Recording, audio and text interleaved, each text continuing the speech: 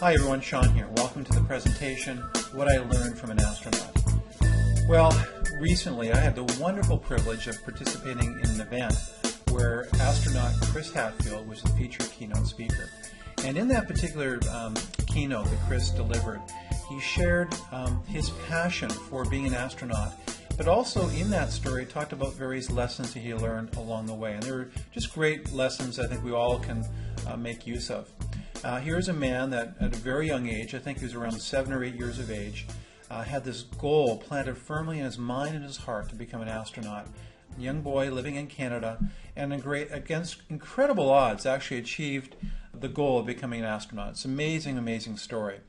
So let me share with you some of the thoughts. Now in the post, if you look at the post, it'll be a little more detailed in content than the video. We've also put together a bit of a worksheet so that when you listen to the video through the post, I'd encourage you to download the worksheet, and it'll ask you a number of questions that hopefully will help you to unpack some of this information in greater detail. So let's take a look at it. So communication. One of the things that Chris talked about was the fact that being an astronaut requires incredible communication skills. And of course he talked about that very specifically in the context of him being the captain of the space station. And what happens in that context is that you've got astronauts from various countries, speaking various languages, from various cultures, living in very close quarters, and they have to get along, communicate for extensive periods of time, upwards of 5 months at a time. So he learned an awful lot about communications. And so what are some of the strategies we need to sort of keep in mind in this important area? Well, the first one is be simple and concise. Now, that's not necessarily simplistic, but we want to make sure that we're communicating in a way that is simple, easy to understand, that we don't get caught up in jargon. Many of us are in professions where there's a certain jargon or a lexicon, a language that we use. And to us as professionals, it makes sense. It's a way that we communicate and provide clarity. But for someone outside our profession, it's just like Chinese. We don't really understand what people are talking about. So we need to be careful that we're not using jargon, that we're taking complex ideas and making them concise, making them easy to understand, particularly for people that are outside your profession or industry. And one of the ways you do that is you be competent. You know, competent people who really understand their craft, their profession, are able to take those complex ideas and simplify them in a way that anyone can understand those ideas. The second point is, do you care? And this is one that's really easy to miss. In other words, when we're in communication with people, we really do live in an age of distraction. We live with digital technology. There's information coming at us all the time, and that really gets in the way of effective communication. So one of the things you want to do is to be intentional in moments where people are communicating with you, and I'm guilty of this like the rest of us, is in that moment, make sure you're focusing in on the person. And one of the best ways you can show that you care is you make eye contact, you drop what you're doing, you fight against distraction, and you focus in on the person that is communicating with you or that you're communicating with. So that's a great way of showing that you care. Another way that demonstrates that you care is that you ask questions. The conversation is not about you, it's about that other person. And you draw people into better communication if you take the time asking them questions to get an understanding of their point of view and helping to clarify your understanding of what they're trying to communicate to you. The other thing is, and again this is tough, we all want to be witty, we want to have something to say in response to communication. And what happens sometimes is we are thinking about our next witty response while somebody's right in the middle of communicating to us. Don't do that. Try to make sure you're really listening. Forget about the witty responses. Forget about the inner dialogue that you're going through while somebody's talking to you, and really be in the moment, be present, and listen to that communication. Another thing you may want to think about is in those moments where you want to make sure you're communicating. You're going out for coffee with a coworker, maybe you're having a family dinner or speaking to your children, friends. Turn off the technology. I think that's one of the best things you can do is come into that environment, turn off your phone, turn off the technology, and just focus in on the individual. Now that's not an exhaustive list of things we can do, but maybe some points that we should all keep in mind. And then the last point that I'll talk about in this particular section is use stories. There are stories all around you every single day. Unfortunately, most of us miss those stories, and so what ends up happening is we go through the day stories come along in front of us. They're great material that we could mine later on to help us communicate. Stories help us to communicate ideas and concepts. And so one of the things that I would encourage you to do is try to find stories, metaphors, props, analogies that help to explain the ideas you're trying to get across to other people. One of the things I've just started doing recently is just keeping a journal book around with me, and through the day or at the end of the day, reflect on my experiences that I had and to jot down some notes about those experiences, because they're fodder for stories and illustrations. So the takeaway there is get yourself a little notebook, keep it with you, be reflective about your day at the end of the day, or if you have time through the day, jot down some of those interesting stories, because they're all around us and they can be used to help in the communication we have with other people. Well, training and preparation was another thing that Chris talked about. He actually related a story on his first spacewalk. And he was doing the spacewalk, and then all of a sudden he had an eye that started tearing up. It felt like it was a little bit infected. And what happens when you tear in a gravity environment, the tears start coming down. It just naturally cleanses your eyes, and often will get better because of that. But in a zero gravity environment, the tears don't fall. They just kind of pooled. And what happened was, his one eye got infected, and then as the tearing built up, rather than falling down, it actually went across the bridge of his nose, and those tears went into the other eye, and he started getting infected in that eye. So here he is, he's in the middle of a spacewalk. He has some things he has to get done in that spacewalk, and he's realizing that he is becoming blind. Now, most of us in that particular situation would panic, but what he related to us was he didn't panic in that moment, and one of the reasons for that is that he was thoroughly trained. They literally trained for every conceivable situation, both good and bad, so that if those situations come up, they don't get this hijacking of the amygdala, which sort of puts them in a panic mode. That's a part of the brain. They're very intentional. Their prefrontal cortex gets engaged, and they begin working to solve the problem. And so he didn't panic. He talked to mission control. They helped him work through the situation, and in the end, everything turned out well. Now, had he not been prepared, it could have been a very different story if he'd started panicking in that particular situation. So, training and preparation, absolutely critical. So, again, how's your competence level? Are there areas that you need to do an audit on? Are there areas that are stumbling blocks for you? Well, maybe you need to do the listing. What are those gaps? Seek training. Now, maybe the most productive thing is not to seek more training. Focus on the things you're already good at, and maybe you can delegate off some of those tasks. Maybe there's some people around you that are really good at those things, and you can leverage off their skills. Or maybe within your organization lacks competence in certain areas, so you'll bring in a contractor to help you with that. You can hire expertise. If you lack expertise, there are people all around you that have the expertise that you lack. So you just have to be intentional around what are the stumbling blocks, where do I lack expertise, do I have to get more training, can I build a team around me that can assist me, can I delegate off some of these tasks.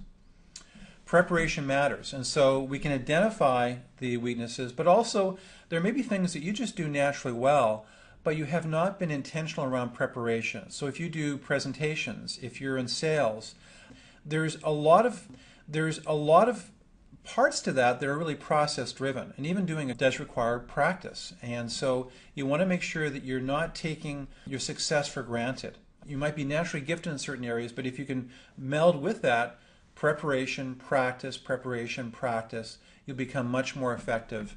And what happens is, because you're thinking less about the specific task, because you're so well prepared, it frees up your mind to be much more spontaneous, much more creative in the moment when you're doing those various activities.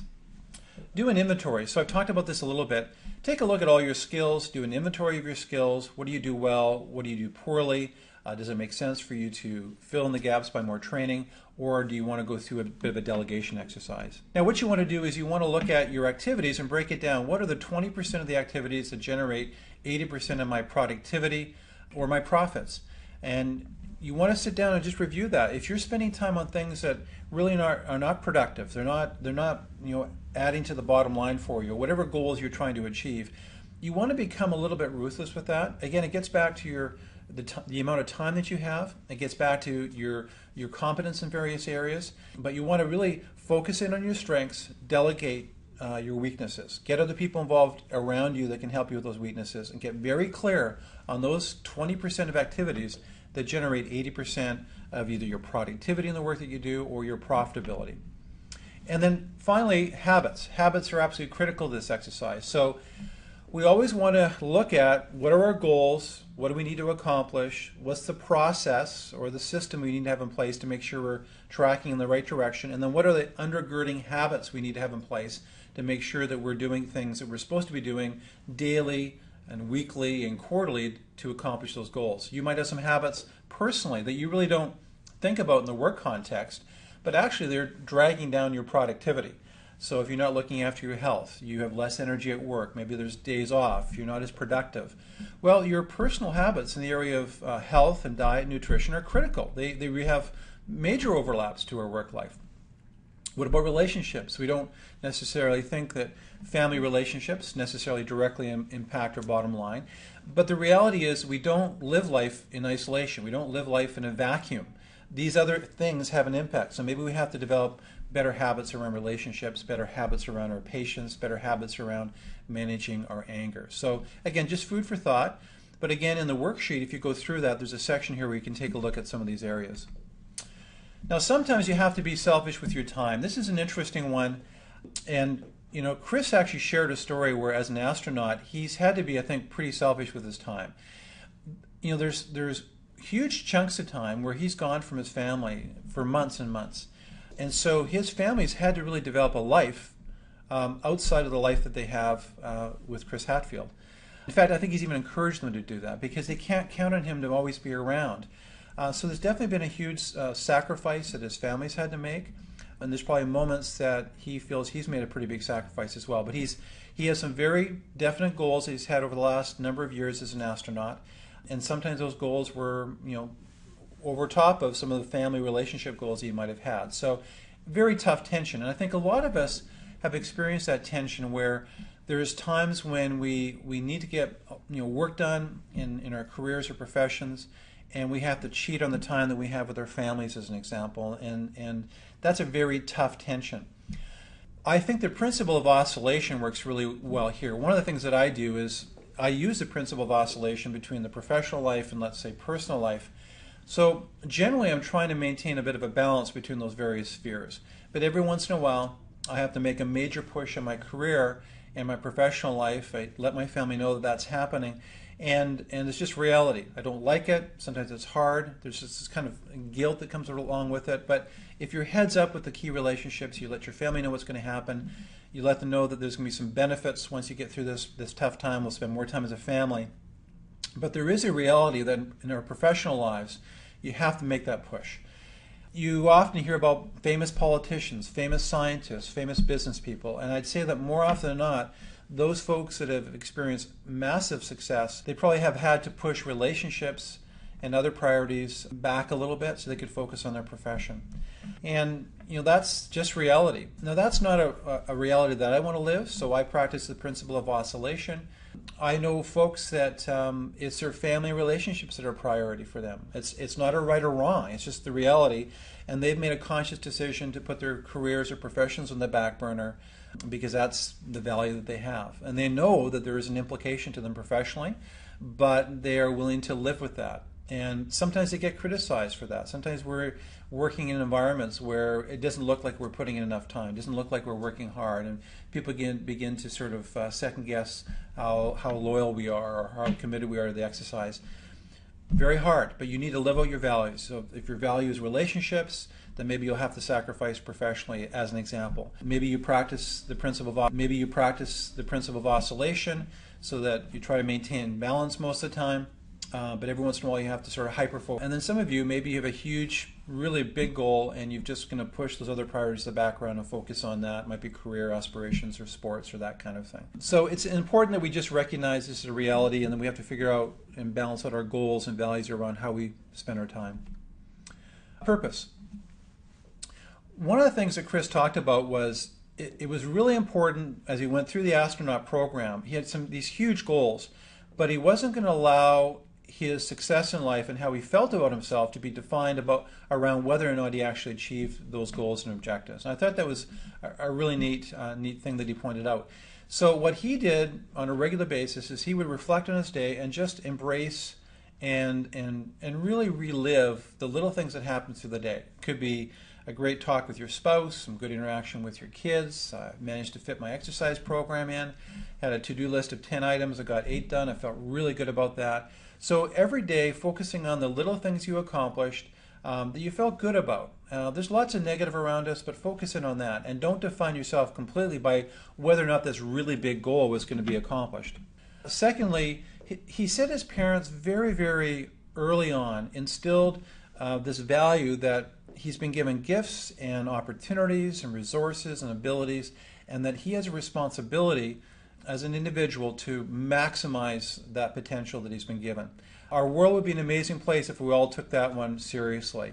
And that's just the one point that he made, and I think it's worth noting, is that we have a responsibility. We are stewards. We have been given these wonderful gifts and opportunities, resources. You know, there's folks around the world that don't have the same opportunities, but if you've been given opportunities and resources and support, make sure you maximize on that. Take full advantage of it, because I believe, like Chris, that we have a responsibility to do that, to use whatever gifts we have to make the world a little better place. And I thought it was a great point that he made.